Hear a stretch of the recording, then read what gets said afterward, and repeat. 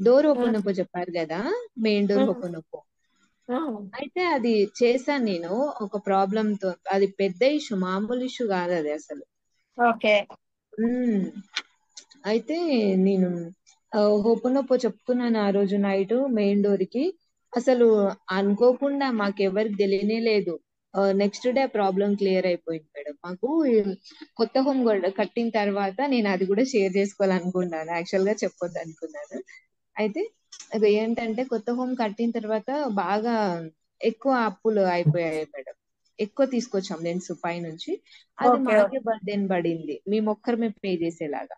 మళ్ళీ వేరే మా ఏరాలు వాళ్ళు అట్లేం కట్టట్లేరు, ఒక్కరి మీదే పడుతుంది, ఇట్లా ఆస్తి తగాదాలు అవుతున్నాయి, ఆమె మొత్తం మాకే కావాలని ఇట్లా అంటుంది. అయితే ఇక ఆ రోజు మెయిన్ డోర్ కి ఇట్లా మా అత్తయ్య పని చేసేయాలి ఎవరిది వాళ్ళకి అని చెప్పేసి ఓపెన్ చెప్పుకున్నాను. ఈ రోజు నైట్ చెప్పుకున్నాను. నెక్స్ట్ డే మా అత్తయ్య పెద్దవాళ్ళని పిలిపించింది, కథం అందరికి చెప్పేసి ఎవరిది వాళ్ళకి సెటిల్ చేసేసారు మేడం 1 day లోనే.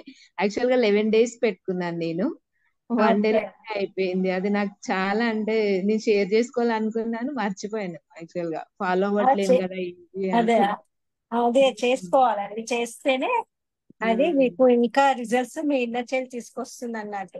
మీరు ఎంతగా షేర్ చేసుకుంటారో, షేర్ చేస్తుంది అందరు వినేసి కూడా క్లాప్స్ కొడతారు అనుకోండి, కంగ్రాట్స్ అనేసి క్లాప్స్ కొట్టినప్పుడు మన ఇన్నర్ మైండ్ ఏం చేస్తుంది అంటే, ఓ నాకేనా, సో నాకే వచ్చింది, అయితే నేను ఇంకా ఎక్కువ తెచ్చుకుంటాను, అయితే ఇంకెక్కువ తెచ్చుకుంటే నా నా బాడీ హ్యాపీ ఫీల్ అవుతుంది అంటే మీరే అన్నమాట ఫీల్ అవుతుంది అనేసి అది ఎక్కువగా తీసుకొస్తుంది. సో ఫ్రెండ్స్, ఎప్పుడైనా రిజల్ట్స్ అనేవి అద్భుతంగా చెప్పండి, చెప్తూ ఉంటే మీకు ఇంకా ఎక్కువ రిజల్ట్స్ అనేది తెచ్చిస్తుంది. ఓకేనా అండి, అర్థమైందా అందరికి?